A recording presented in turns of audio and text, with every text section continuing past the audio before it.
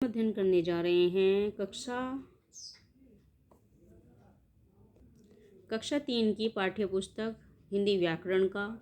तो इसमें पाठ 8 का अध्ययन करने जा रहे हैं जिसका नाम है क्रिया। तो चलिए क्रिया में पढ़ते हैं क्या है। यहाँ पर देखिए कुछ चित्र दिए गए हैं। लड़की नाच रही है, दादाजी अखबार पढ़ रहे हैं, मयंक हंस रहा है, पंखा चल रहा है, मानसी कार चला रही है, पारस सो रहा है।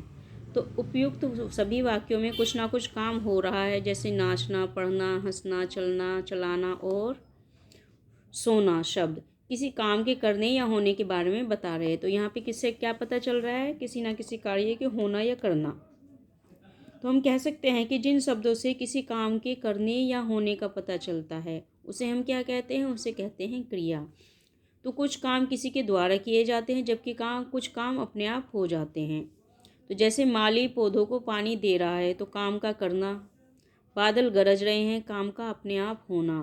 तो अब देखिए इसमें विशेष क्या है। तो क्रिया के बिना कोई भी वाक्य पूरा नहीं होता, यानी कि कोई भी कार्य या तो हो रहा होता है या कोई उसे कर रहा होता है। तो क्रिया के बिना कोई भी वाक्य पूरा नहीं होता है। अब देखिए कुछ क्रिया शब्द किस प्रकार से हैं। बैठना, दौड़ना, हंसना, पीना, उड़ना, लड़ना, गिरना, चढ़ना, सोचना, नहाना, खेलना, सोना, आना जाना, देखना, सुनना, उतरना, कूदना, पहनना, समझना, रोना, गाना, धोना, फेंकना आदि। तो ये सब क्या है? ये सब क्रिया शब्द हैं। अब यहाँ देखिए जैसे है, हैं, हूँ, था, थे, ये सभी क्या हैं? ये सब भी क्रियाएं हैं। तो इन शब्दों से वाक्य में क्रिया के होने का पता चलता है। किसका पता चलता है? क्रिया के होने का। जैसे यह अखबार है तो यह क्या है? अखबार है। बच्चे खुश हैं तो बच्चे कैसे हैं? खुश हैं। मैं सपना हूँ तो मैं कौन हूँ? सपना हूँ। कल सोमवार था तो कल क्या था? सोमवार था। वे आचार्य महोदय थे तो वे कौन थे? आचार्य महोदय थे। तो इस प्रकार क्रिया एक शब्द में भी हो सकती है और अनेक शब्दों में भी हो सकती है। इससे क्या पता चलता है? क्रिया एक शब्द में भी हो सकती है और अनेक शब्दों में भी। अब देखिए वचन और लिंग का क्रिया पर क्या प्रभाव पड़ता है।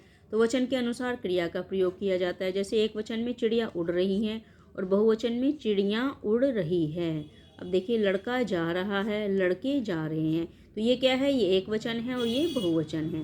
अब है लिंग के अनुसार क्रिया में किस प्रकार से प्रयोग किया जाता है। पहले स्त्रीलिंग में देखिए शेर बैठा है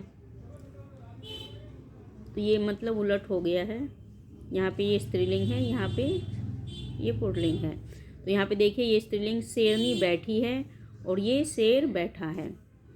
बच्ची खेल रही है, बच्चा खेल रहा है। तो इस प्रकार से क्रिया में परिवर्तन हो जाता है। तो चलिए इस पाठ में हमने क्या सीखा। तो जिन शब्दों से किसी काम के करने या होने का पता चलता है उसे हम क्या कहते हैं? उसे क्रिया कहते हैं। कुछ क्रियाएं करनी पड़ती हैं जो कुछ अपने आप हो जाती हैं। और क्रिया के बिना वाक्य कैसा होता है? अधूरा होता है, यानी कि हम क्रिया में कुछ ना कुछ कर रहे होते हैं या करना या होना पाया जाता है। तो आशा करती हूँ आज का पाठ आपको अच्छे से समझ में आ गया होगा। यदि समझ में आया तो चैनल को सब्सक्राइब कीजिए, लाइक और शेयर कीजिए ताकि लगातार आपको और भी पाठ ऐसे ही मिलते रहें।